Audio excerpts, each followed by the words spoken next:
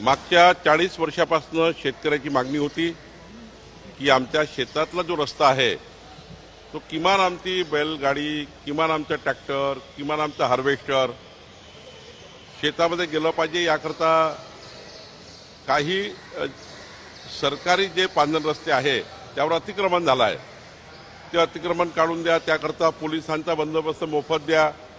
त्याकरता मोजणीसाठी पैसे आम्हाला लागतात ते घेऊ नका।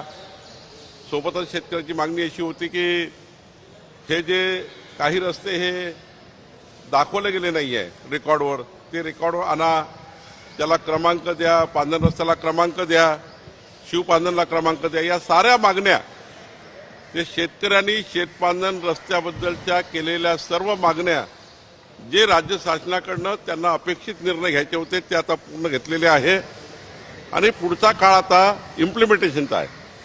आता आमचे तहसीलदार, आमचे कलेक्टर, भूमी अभिलेख हे जे खाते आहे, या खात्याच्या माध्यमातून संपूर्ण शासन निर्णयाचा आम्हाला आता अंमलबजावणी करायची आहे आणि मला विश्वास आहे की आमचे महाराष्ट्रातले सर्व लोकप्रतिनिधी, सर्व आमदार आपापल्या भागातल्या प्रशासनाशी बसून हे सर्व निर्णय इम्प्लिमेंट करून घेतील, या निर्णयाप्रमाणे काम करून घेतील। जसं मी अभिमानाने सांगतो की औस्याचे आमदार अभिमन्यू पवार यांनी यामध्ये खूप चांगलं काम केलं, अनेक आमदारांनी चांगलं काम केलं आहे।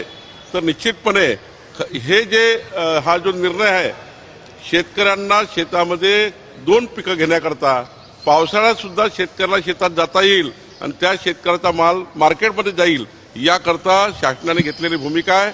देवेंद्र फडणवीसजीचं सरकार, आमचं सरकार हे शेतकऱ्यांना जे आश्वासन दिलं होतं की आपल्याला या राज्यामध्ये उत्पन्न वाढवायचं आहे, हे उत्पन्न वाढवण्याच्या दृष्टीने केलेलं महत्त्वाची योजना आहे।